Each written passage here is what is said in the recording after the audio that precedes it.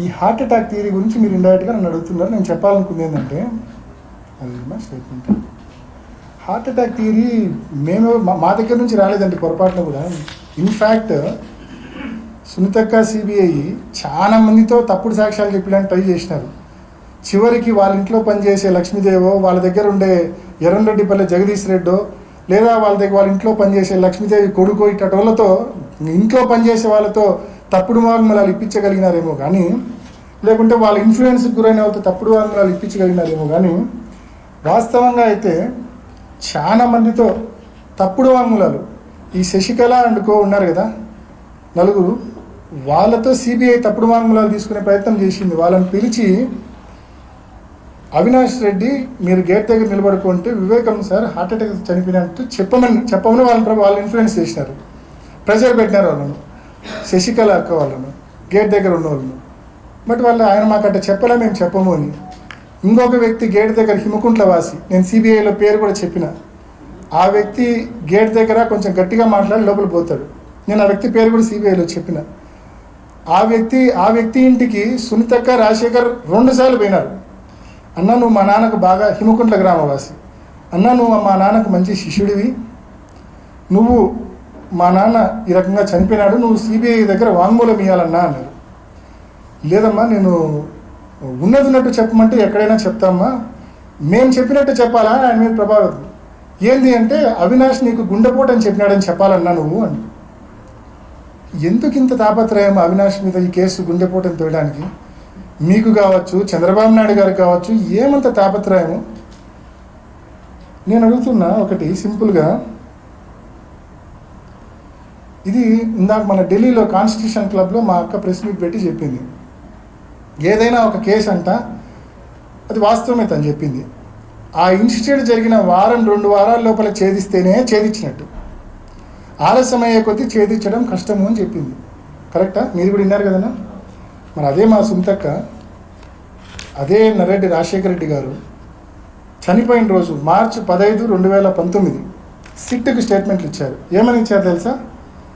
మాకు కృష్ణారెడ్డి ఫోన్ చేసినప్పుడు మా నాన్నకు గాయాలున్నాయి, బాత్రూంలో పడి ఉన్నాడు అంటే మా నాన్నకు గతంలో కూడా హార్ట్ ప్రాబ్లం ఉన్నందున బహుశా హార్ట్ అటాక్ వచ్చి అందువలన కింద పడి తలకు ఏదైనా తగిలి గాయాలై ఉంటాయేమో అని ఊహించి కృష్ణారెడ్డిని ఆ విధంగా పోలీసులకు ఫిర్యాదు చేయమని చెప్పినాము.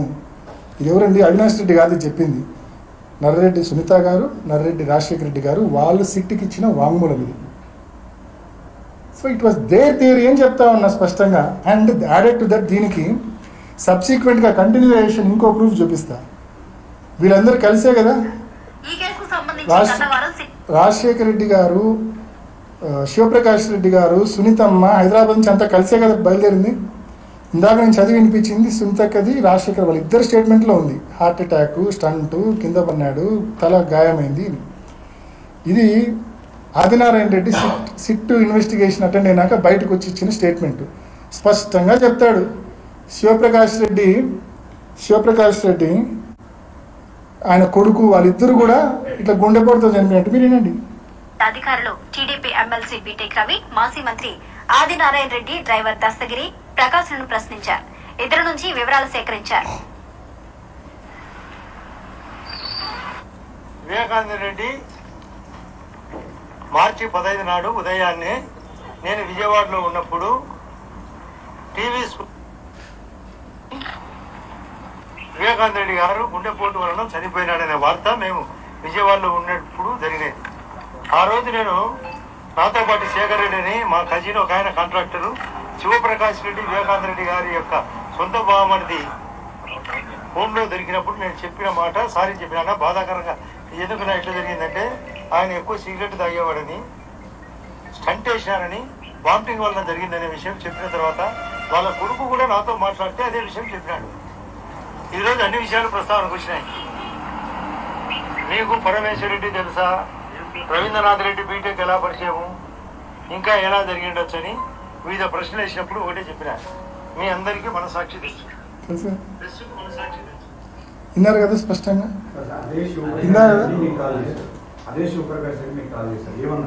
నాతో బావ చనిపోయినాడు అర్జెంటుగా ఇంటికి పో. ఆయన వాంగ్మూలంలో కూడా అదే ఉంది. ఏంది అంకుల్ మీరు మాట్లాడేది అంటే అవునమ్మా అని కొంచెం వీపింగ్ టోన్తో మాట్లాడాను. అర్జెంటుగా పోమ్మా మేము ఊరం లేము. సో ఇమీడియట్గా పోయినాం ఇంటికి. That's what. నేను రీజన్ ఏం చెప్పలేదు. అదే నా వాంగ్మూలంలో ఉంది, అదే తన వాంగ్మూలంలో కూడా ఉంది. మీరు చూస్తే అర్థమవుతుంది. శివప్రకాష్ రెడ్డి నేనే ఫోన్ చేసినాను.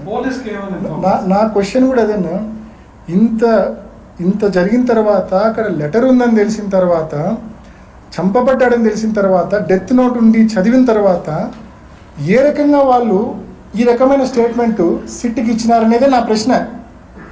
ఆ రోజే మర్డర్ అని తెలిసింది వాళ్ళొక్కరికి 100% మర్డర్ అని తెలిసింది. ఆ లెటర్ మూలకంగా వివేకానంద రెడ్డి గారు రాసిన లెటర్ వలన మర్డర్ అని తెలిసింది వాళ్ళొక్కరికి. ఫొటోస్ వీడియోస్ కూడా వాళ్ళు తెప్పించుకున్నారు 6:30 కల్లా. So having clear knowledge that it is a murder, why they did not inform police? నేను ఇన్ఫార్మ్ చేసి క్లియర్గా వివేకానంద రెడ్డి గారు చనిపోయినారు, చాలా రక్తం ఉంది, తొందరగా రండి. This is what I said. బెడ్రూమ్లో బాత్రూంలో చాలా రక్తం ఉంది, వెంటనే రండి. నేను ఎటువంటి కంక్లూషన్ ఇవ్వలేదు. నేను స్పష్టంగా చెప్పిన, గతంలో కూడా చెప్పిన, యూ కెన్ చెక్.